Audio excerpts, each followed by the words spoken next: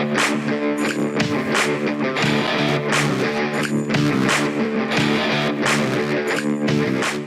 we're putting the siding back up.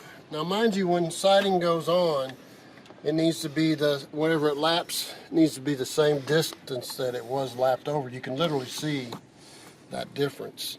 So be conscious of the fact that you need to get back to where you were with one lapping over the other. And like this. Okay. Those are where the shutters were at, that discoloration there. But I don't know, we don't have a good example because all these are in between a window and a corner, a window and a window. But wherever you have these laps, it'll be a slightly shiny different color, and you pull it over until it's not. It'll be all kind of a little more faded usually, and plastic fades. So we're using screws, not nails, and we're not pulling it up tight. We're going to leave it where it can move a little bit, and so they can expand and contract. And nails will hold some, but screws hold better.